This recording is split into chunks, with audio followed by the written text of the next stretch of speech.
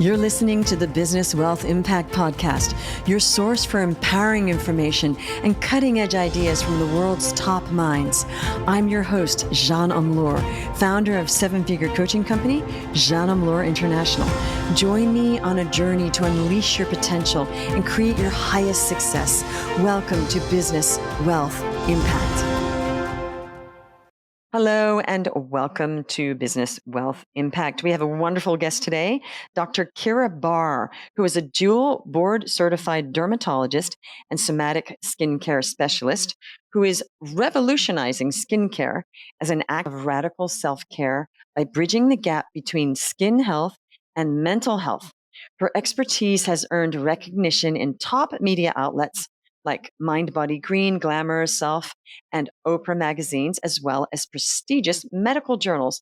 Welcome, Keira. Hello. It's good to be here with you. Yes, great to have you. I was really interested in hearing about the link between mental health and skincare. That blew my mind. And I'd love you to, tell people more about what is this? What is this about? Yeah, I think, it's actually a field in dermatology called psychodermatology, but it's relatively new in the last 40 years. But I think beyond that, if you just think about like coming to talk to you today, right? My pits are a little sweaty. I feel a little flushed. That is our brain talking to our skin in real time.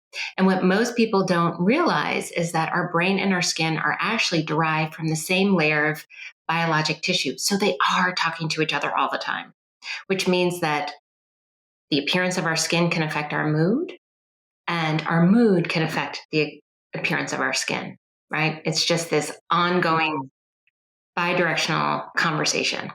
Right. Because, there's a saying that when people are in love, they're glowing. Yes. So that's not a mistake. That's actually true. Absolutely. It's true. It's true. And it's what's so fascinating too. There's so much research about the impact of our skin, even touch, like when you're in love, or how our thoughts can affect our physiology and our brain chemistry. And the release of that love hormone, oxytocin, is really the antidote to our stress hormone, cortisol, which can wreak havoc on our skin. So this is where, cultivating love, especially that self-love, is so, so important for overall skin health and our overall resiliency. Okay, so when you're working with your clients, it's really about not just the normal medical stuff like what to wash your face with, and I'm sure diet plays a big part, but it's not diet and exercise. I mean, exercise has a lot to do with skin health, obviously, and exercise helps with oxytocin and other hormones. So it sounds like when you're working with your clients, it's really also about the psychology of all of that to have healthy skin. How does that all fit in with you coaching them? I'm fascinated. Yeah, so I'll name. In my book, The Skin Whisperer, I do take through a framework of kind of the lifestyle changes, like sleep and your environment and diet and exercise. But really, when women do come to me now, it isn't for the topical, and it really isn't for the exercise per se. It is truly for that mental and emotional piece. For instance, yesterday having a conversation, someone who had struggled with skin issues for 15 years, had gone to all these different dermatologists, was told there was nothing that could be done. And when I asked her, tell me about how this is impacting you. And immediately her response was, I feel so disconnected. I don't feel in my body. So I said, tell me more. Let's go a little bit deeper. And really what it came down to was, yes, in the current present time, feeling disconnected because of what was on the surface of her skin, but it really went back to her childhood and experiences, right? This is what is so fascinating. It's never about really what's on the surface of the skin. It's how that experience makes us feel, what's happening inside of us as a result of what we're seeing, and vice versa.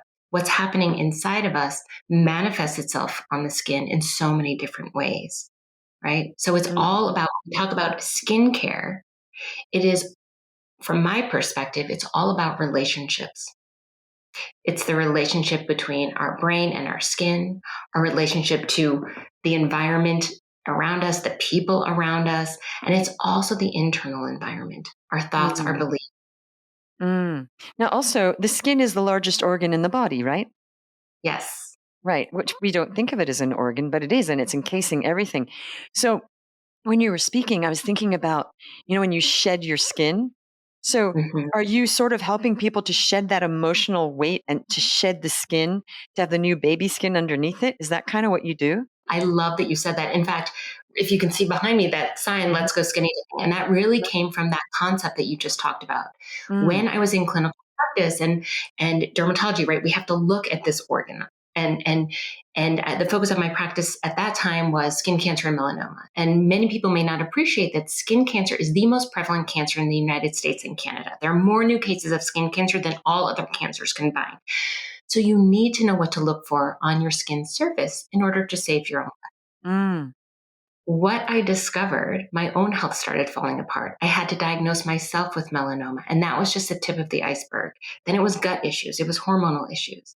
And what I realized, the common theme there mhm, was stress in all its forms. It was the mm, toxic, chronic stress. It was the traumatic stress I didn't even realize had been stored in my body. So that process of, yes, we need to get naked, so to speak, strip the layers off, go skinny dipping in the sense of physically look to see what's here, but also that mental and emotional reveal so that once we become aware of what's here for us, then we have the power to change. mm. So, tell me about you.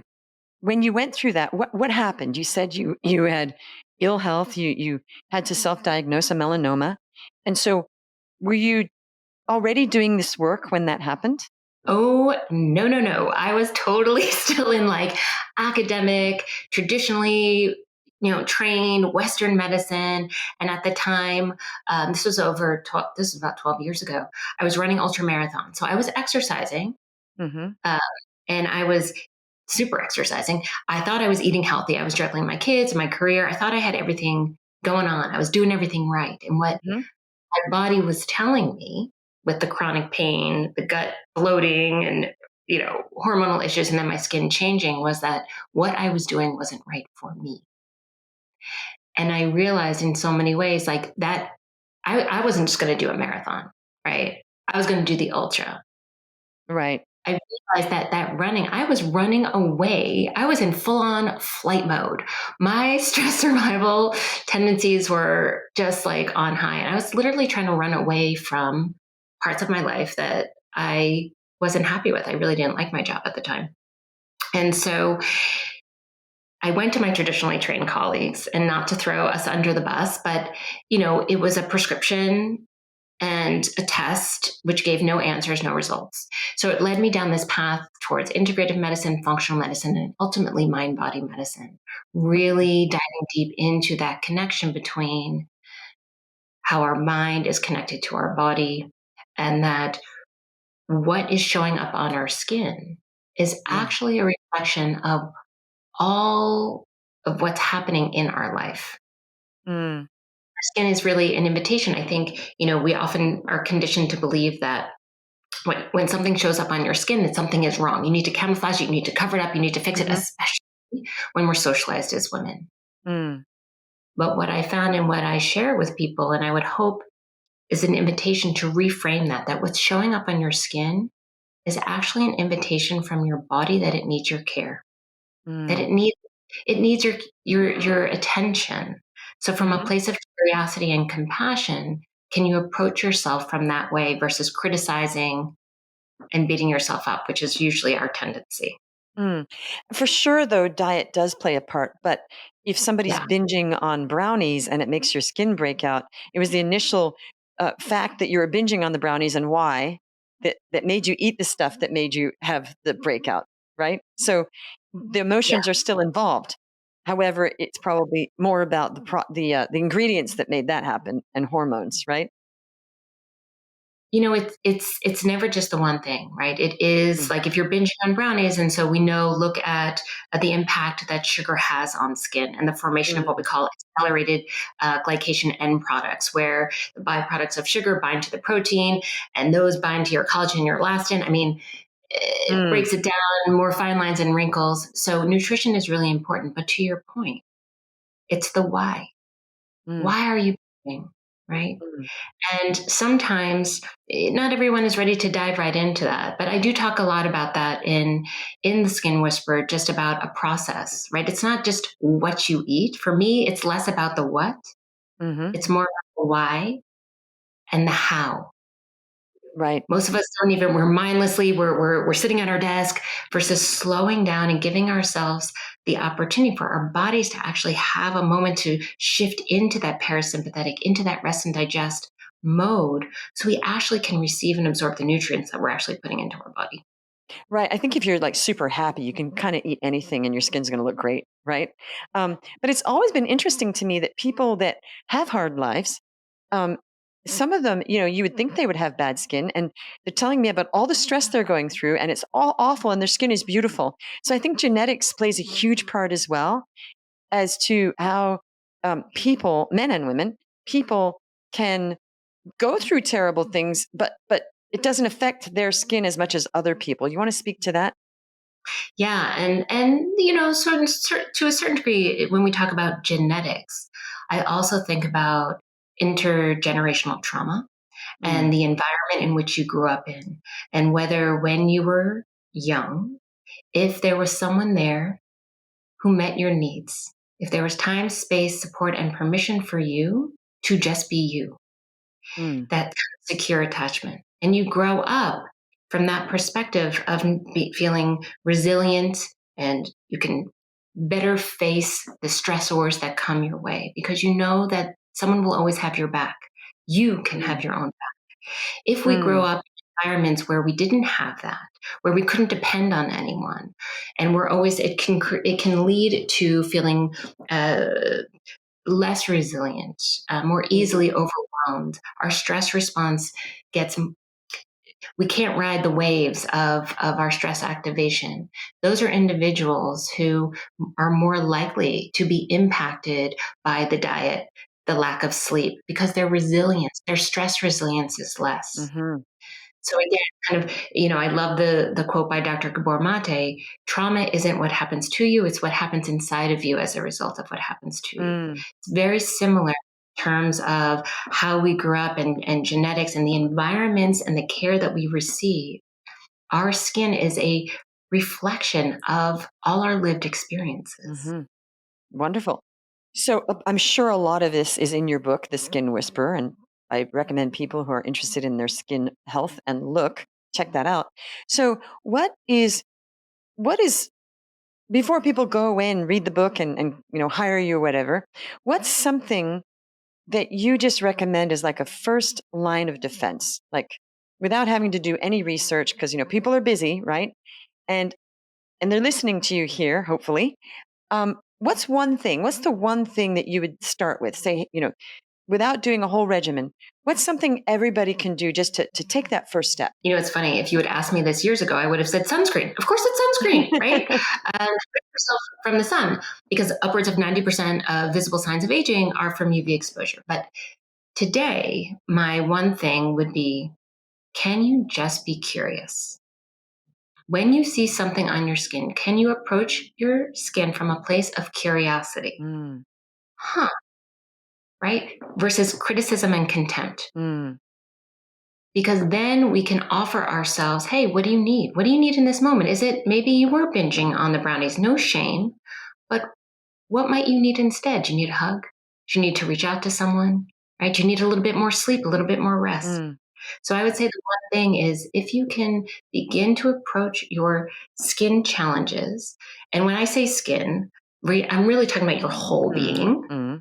who you are, wrapped inside of this beautiful canvas of yours. Can you approach yourself from a place of curiosity and compassion rather than criticism and contempt? Right, because then you can evaluate, okay, this has happened and why and how can I fix that rather than, oh my goodness, this happened.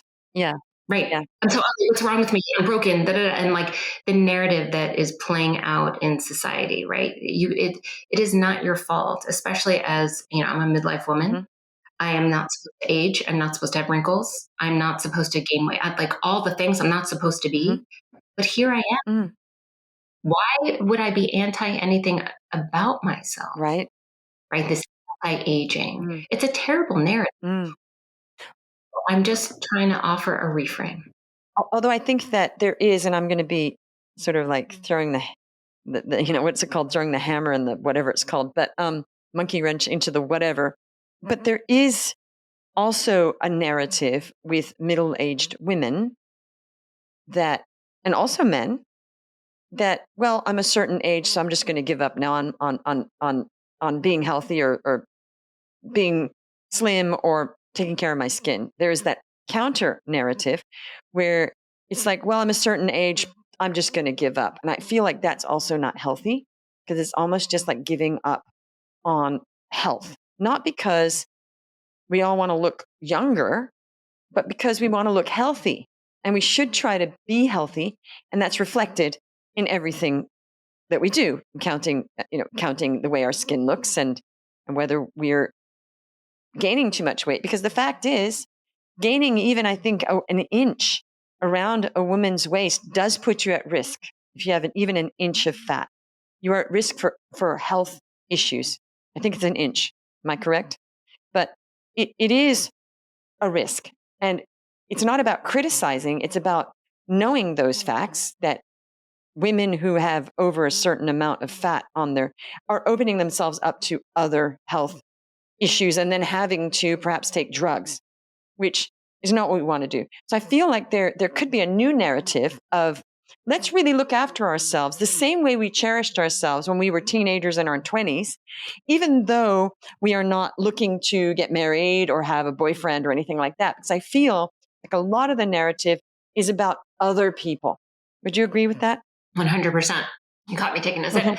I think I agree with you. This is not about throwing in the towel, Mm, but I think a lot of women feel that they want to throw in the towel because all is lost. It's hopeless. It's helpless because society has told me I'm supposed to look a certain way. I don't look that way. So why even bother? mm, And what you're saying, and what I'm also rallying around, is we can age in a way that feels nourishing and good for our health, for our longevity, for our happiness, and as you said, for ourselves. How can we find comfort and reconnect to what we value most, what is important to us? mm, And that does take work. mm, I am not saying, oh, anti-aging, whatever, just go by the wayside. No, be empowered to take inspired action by what you see as an invitation that your body is offering that it needs something more. mm, It needs something. Sometimes it is a physical, sometimes we are deficient in a nutrient or sleep. But the bigger question is why? mm, And more than anything, this comes down to chronic activation of our stress response. Our nervous system is dysregulated. mm, There's something called the NICE network. The real fancy name is mm, psychoneuroendocrinology, but we can shorten it to NICE. N is for your nervous system, I is for immune, C is for cutaneous or your skin, and E is for endocrine, your hormones.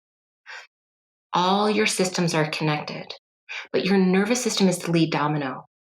If our nervous system is chronically activated from stressors, whether it's external stressors like the food and sleep versus the internal suppressed emotions, relationship issues, so many things. And oftentimes it's not just the one thing. mm, When that domino goes down and we are chronically in a state of fight or flight or shut down, your immune system cannot function optimally. Your skin will be telling you lots of different things: inflammation, dryness, hair loss, eyebrow thinning, mm, weight gain, and your hormones will go out of balance. mm, Not just your cortisol, but your insulin, your what tells you if you're hungry or full, your sex hormones. mm, Right? Everything is connected. mm, And it begins with paying attention to what our relationship is to the stressors in our mm. lives.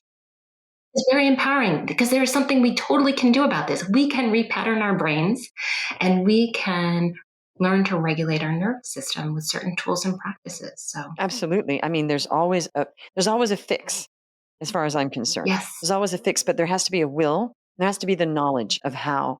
So, okay, so that's Yeah. really great, is to just observe with curiosity. This is what's happening. Mhm. Why? And for me, I'm a fixer. I'd be like, how do I fix that? Right? How do I fix that? Now, interesting what you said about age, because I'm very open about my age. And I just turned 59 actually a few days ago. And people have said to me, "Why are you so open about your age?" And I found that an odd question at all. I found that a very odd question. And I started thinking about that. And I thought, well, why wouldn't I be open about my age? And I thought, oh, that's right, because especially women are told to hide their age and to be ashamed of their age and pretend they're younger. And I've made it a thing to volunteer my age. My daughter used to do that all the time because people would be like, oh, are you this age? No, my mom's exactly, she's 43 or whatever it was that I was. I was older than 43 when she was saying that. And I thought it was really funny that she always volunteered my age. And I was like, thanks, kid. And I thought, well, why shouldn't she?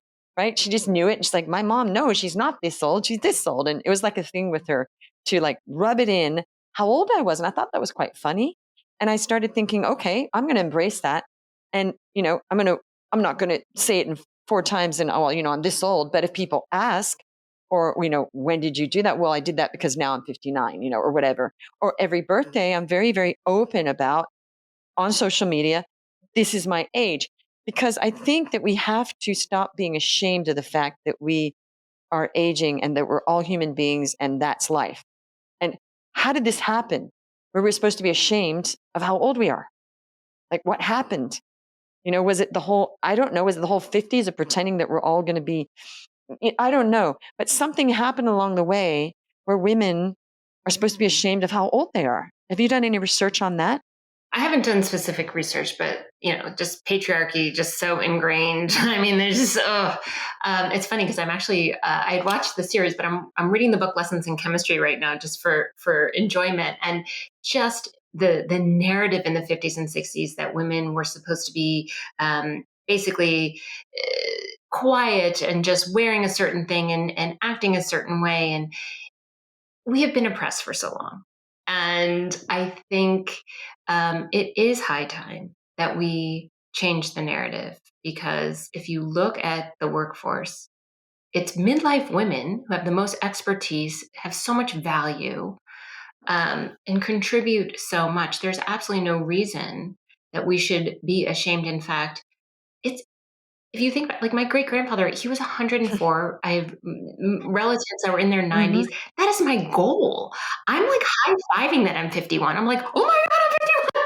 I still have 50 more years. I hope, like it's a time to celebrate, because if you like, yes, are there things in my younger years I might have go back and enjoy, but I in my 20s, I was in medical school. Hell no, do I want to go back there? No, no, no, no. My life is so much more full and grand. I have so much more wisdom now, and I know myself so much better now. Like, I would not Mm, want to turn back the clock. So I think we really have an opportunity, to your point, to change that narrative and say it out loud and proud mm. that this is who we Right. are. Also, with the longevity advances that are happening, we may very well live to 100 if we don't do something stupid like get hit by a car or, get some disease. But, and I don't mean that flippantly. I mean, like, if things go as planned and we take care of ourselves, the advances in longevity are immense right now. So I think it's also really important to look after ourselves in case we do last a long time, because you don't want to be old and completely miserable and not be able to do anything. So, and the skin is just Yeah. it's just another part of our body that reflects outwards, like our eyes, of the health we're in. Okay, Kira. So this has been wonderful to have you on the show. What's one last thing you want to leave everybody with before we finish up today? Yeah. I think it's get to know the skin you're in, get to know what's on the surface, but get to know, more importantly, what do you value most? What is important to you as the person living inside the skin so that you can align your daily action in that direction? Wonderful. Okay, if you want to hear more about Keira, everything will be in the show notes. And Keira, do you want to say your website for people that are listening and not watching? Yeah, absolutely. So it's drdrkeirabarr.com. So Wonderful. KEIRBARR.com. Okay, and we'll have that. And also check out the Skin Whisperer. We're going to have all those links to her book and her website. And if you want to hear more, just reach out to her. Okay, thank you so much, everybody, for coming. Thank you, Keira, and we will see you on the next one. If you're enjoying the show, please write a review, share, subscribe, and get involved. Okay, thanks so much. You're listening to the Business Wealth Impact Podcast, your source for empowering information and cutting-edge ideas from the world's top minds. I'm your host, Jeanne Omlor, founder of seven-figure coaching company, Jeanne Omlor International. Join me on a journey to unleash your potential and create your highest success. Welcome to Business Wealth Impact.